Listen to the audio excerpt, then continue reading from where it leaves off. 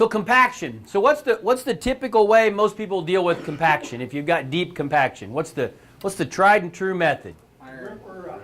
Get a big ripper, right? Get a big ripper, and those things pull really easy. It doesn't take much fuel to run those, does it? Iowa State, MU, $30 an acre ballpark, right? So that's pretty close to our cover crop cost, isn't it? So while we know that when we see that ripper go through the soil, there's no doubt we can visually see that ripper fluff the soil, right? Loosen the soil.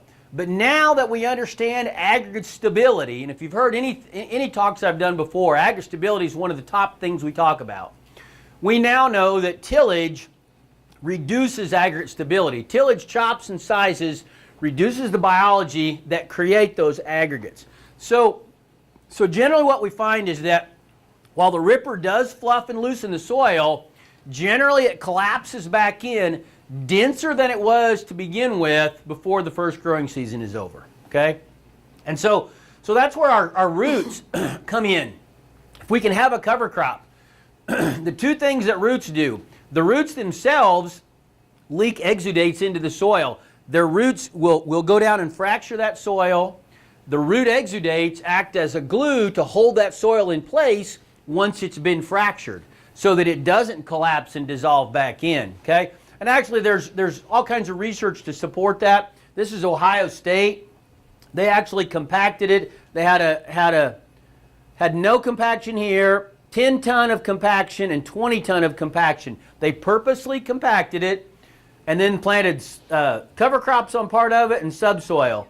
And in all three cases, the cover crop yield was better able to deal with the compaction than the ripper was, okay? And so the researcher made this statement: you can't solve your problems with steel. Soil structure problems can be better solved by the natural rooting systems of cover crops. That's what fixed it to begin with. That's what built it to begin with, was plants and roots. Not just our cash crops, but a cover crop growing when we don't have a cash crop growing, okay? So we can make back, that's $30, we can make back the cost of that, okay? So let's talk about our fertilizer, right? And we're going to come at this from a couple of different angles. So we got to understand nutrient efficiency in our soils. And this is something we kind of took for granted, but in reality, the nutrient efficiency in a tilled soil is much different than the nutrient efficiency in a no-tilled soil. Sir?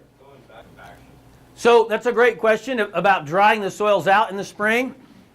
A good cover crop, a good thick stand of cover crop can pull about 1 inch of water a day out of the soil. And so generally we can probably dry those soils out quicker with a cover crop, a living cover crop that's pulling moisture, than you can simply by burying them and tilling them.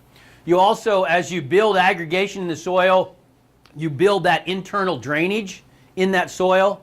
Whereas tillage may bear it and dry the surface out, it also turns that soil, it reduces the structure and the aggregation in the soil, so it reduces the ability, the pore space to air that soil out. Okay? Great question. So we got to understand the nutrient efficiency. So you got a plant root right here. You got a plant root. So if you got nitrogen molecules, phosphorus, water, it could be whatever, right, out in the soil. Which one is going to be more efficient at going out into the soil and grabbing nutrients? A root by itself or a root in combination with mycorrhizal fungi? Mycorrhizal fungi. The combination of the two, right, is going to be way more efficient. So what we've done in our tilled soils are very, they have a tremendously negative effect on this little fragile mycorrhizal fungi. So anytime we do tillage, we're going to reduce the amount of mycorrhizal fungi in that soil. So if we reduce the mycorrhizal fungi, we reduce the efficiencies of that soil. And I got another slide here in a second. So the other part of that is this, is if we don't have something green and growing out there, whenever we don't have a cash crop growing, anytime the soil is warm enough and has enough moisture for biologic activity, mineralization will occur. Nutrients will be made available from that organic matter in the soil. as well as any fertility that you add. So if we don't have something green and growing out there, when it's warm enough for that activity, for that biological activity, then guess what? That's where our leaching occurs. That's where the water quality issue comes in. So the best solution to that is going to be a cover crop. Is to mimic those natural systems that had a plant growing 365. Maybe they were not actively growing, but there was a plant root there grabbing up nutrients and holding on to those nutrients. So we need a catch and release system. We need to grab up the nutrients that are leachable when we don't have a cash crop growing, but then have it set up so that that cover crop decomposes and releases those nutrients back when our cash crop needs it. And we can do that. So you got a cash crop or a cover crop growing here. Why has the cover crop got rows in it? That was residual nitrogen that was left over from the year before. What would happen to that residual nitrogen if you didn't have a cover crop in there? It would have been lost, wouldn't it? And that's what's kicking our butt right now. So here's the numbers, the efficiency of that. Most of the time they will show in a tilled system that added fertility, that nutrient cycle in the soil is only 30 to 50% efficient. Meaning that 50 to 70% of the added fertility and the mineralization that occurs of your organic matter does what? Goes out the end. Does not get taken up by a plant. We can change that as we go to a cover crop no-till system. Mimicking those natural systems, a living plant all the time, we can jump that to 80 to 90% efficiency. Dramatically reducing our loss, okay? Phosphorus is the same way. There's a lot more soluble phosphorus than we've ever understood before. And the numbers are about the same, 50 to 80 to 90% efficient, okay? So what's that mean from a dollar standpoint? What did our cover crop cost us, we said? 30 bucks, right?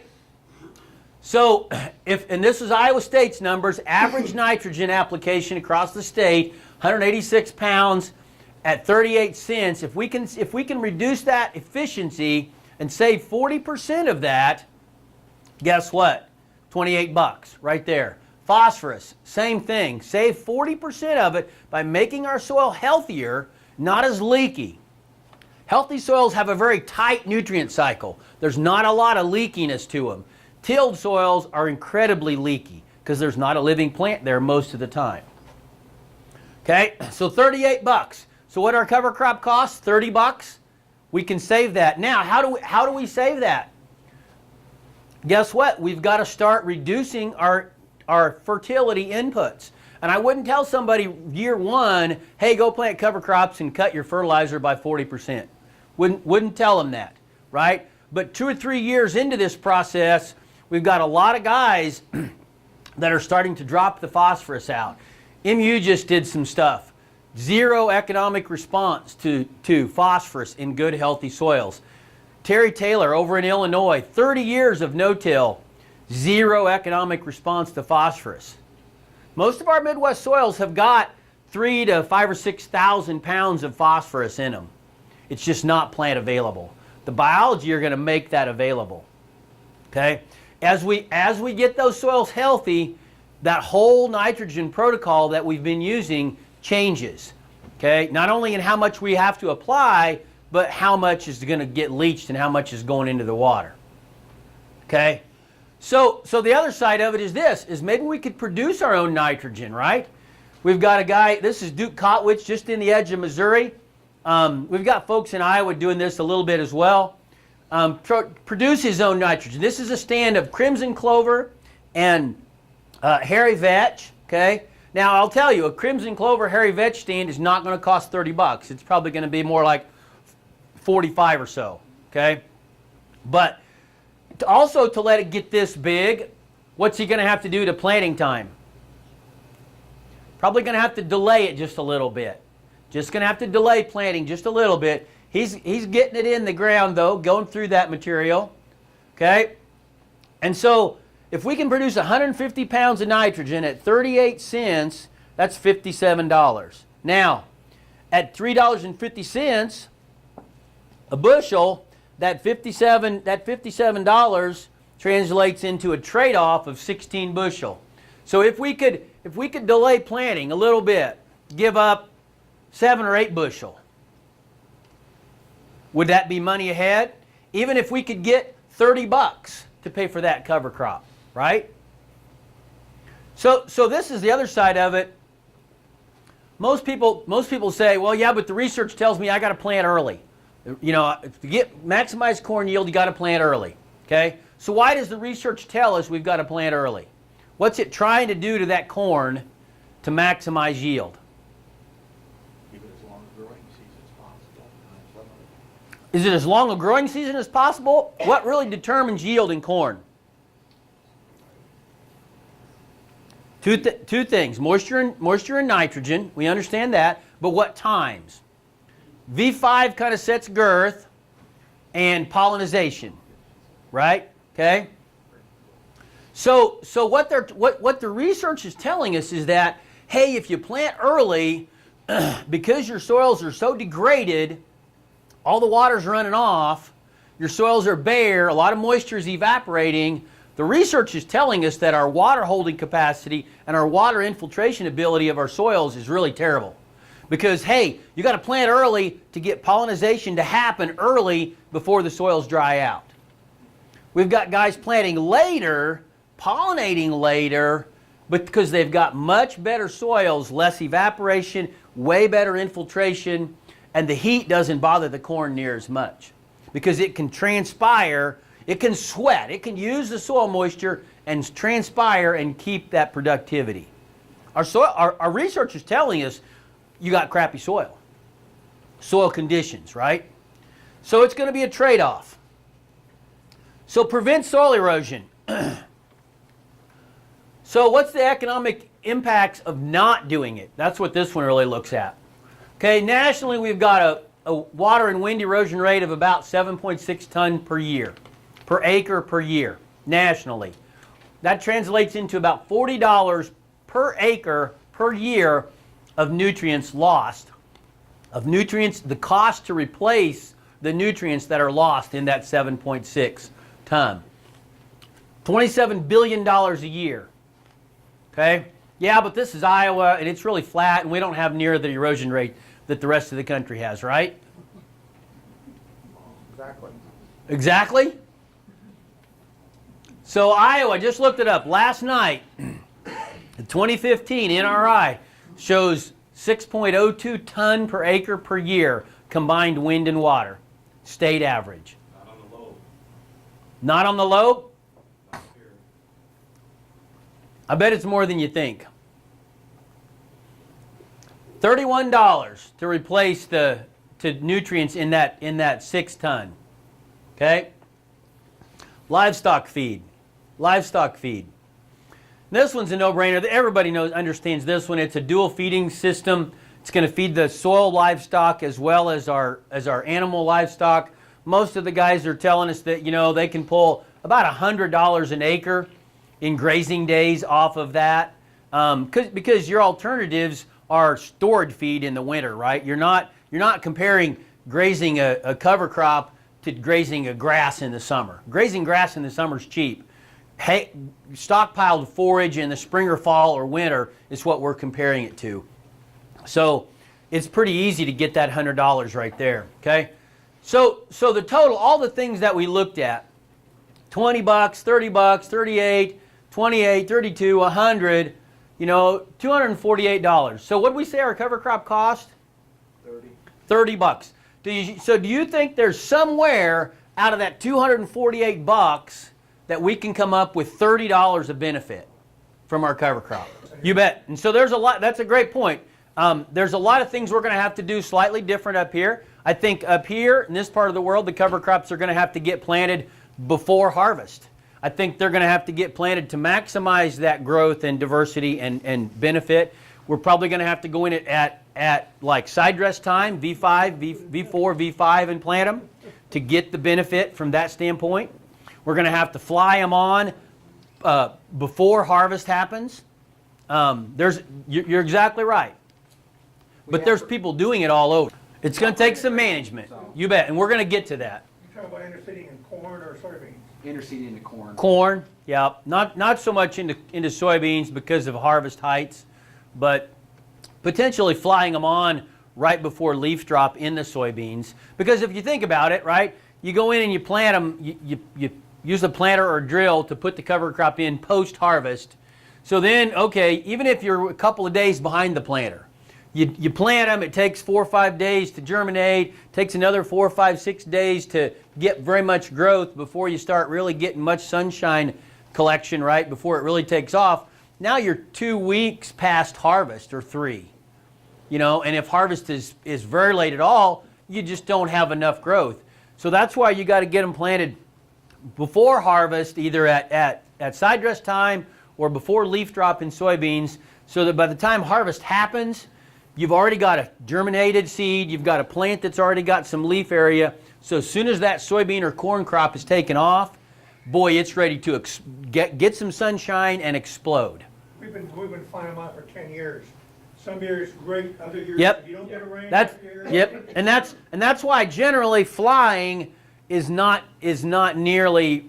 We just don't recommend it as much as putting it in the ground. All right, so just some real world examples here. So this is Rulon Enterprises, which is in Indiana, and again, it's not Iowa, but it's still an I state, right? Does that count? He just has, these are his slides. He just has great numbers, and so I love them. So they have a pretty big operation, 3,500 acres. They try to get all of it in a cover crop. They use a variety of things. They fly some on, they drill some, they use ryegrass, they use some oats and radishes. So it's not just, hey, this is one thing. It's a variety of things. They try to stay pretty cheap. As you can see, a $14 seed cost and a $12 planting cost for a total cost of $26. I think that's the thing that gets people is, oh, I don't want to plant cover crops, it's going to cost me $50. You know, it doesn't have to. We've got to be really efficient. We've got to start working with our rates, probably dropping our rates down quite a bit. We're not producing grain, right? We're producing a ground cover. Okay? So $26. So this is what the benefits are. So he's got all kinds of great data. He's got tile discharge data. He's got organic matter credit right here a little bit. He didn't even take anything for that. His biggest things, he's got yield increases with test plots. And the one I love is this drought and stress tolerance right here. About every 4th year when it's dry, because of the resilience he's built into his soil, he can count on a 6.9 bushel yield increase over everybody in his area. Okay? Biology improvement, even if you don't take in the CSP money, he's looking at $80, which is a return on investment of $300. 300%. 300%. Is that a pretty good return on investment in today's world? Not bad. Not bad. Not bad, right? Not bad. So here's Iowa State Ag Decision Maker that even looks at the expenses associated with conservation tillage, corn and soybean, conventional corn and corn on corn, conventional corn on soybean, no-till soybean and corn. Okay, so they looked at these expenses and came up with these break-even charts. So at 350 corn, or break-even for a no-till system, corn and soybean, is 156 bushel. Or break-even for these two right here is corn and soybeans, 216, 217. Would you rather have a break-even of 216 or a break-even yield of 156? It's just coming down to inputs, guys, from this standpoint. It's not a production, it's an input deal. So here's Wayne Fredericks over in Osage, Iowa. Long-term no-tiller. Wayne participates in a record-keeping program with a whole group of producers, about 100 producers. They all submit their receipts. The farm management company puts all the receipts in specific categories. So it's all apples to apples and oranges to oranges. He shows a $71 equipment cost per acre compared to his people in the database group of $136. He's got a $65 per acre equipment savings. Okay? Combine that with a $27 an acre advantage for labor, and this is over 8 years. This is not a 1-year deal. This is 8-year average. $92 an acre cost savings, okay? For just, and this is not adding cover crops. This is just simply going no-till, okay? County average yields, his 10-year average yields are better in both cases. So even if we threw in that at $8 soybeans, 2.5 bushel, right? So what's that? 20 bucks. Throw that 20 buck benefit in yield onto his $92 here, and $3 for $4. So you're talking another 110 or 15 bucks per acre profit advantage for being no-till. You think 110 bucks is going to make a difference in today's economy between black and red? You bet, okay? Steve Berger down in Washington County, longtime no-tiller, longtime cover cropper. So almost a 30 bushel yield advantage. 6 bushel on soybeans. And his CSR is 77 and the county average is 82. So what's the math on that? 30 bushel yield bump, average yield, 30 bushel at $3, right? Nobody wants to do the math on that? 100 bucks? Everybody says, 100 bucks. Soybeans, $8 soybeans at 6 bushel. There's another 40. You think $140? You think that $30 cover crop pays for him, pays for itself with him in his mind? So you ask Steve, hey Steve, what does soil health mean to you? Ask him that very question. He said, it's one of the best management decisions we ever made was to get started and stick with it. And his dad's who started it, but Steve has taken it to a whole nother level for sure. It's like trying to put a value on your kids. You can't put a number on how valuable it is. Okay? So the bottom line is there's no doubt in my mind that for an individual to adopt the soil health system, cover crops and no-till, no doubt in my mind, if they will put some time and effort into it, it can be very much a money maker.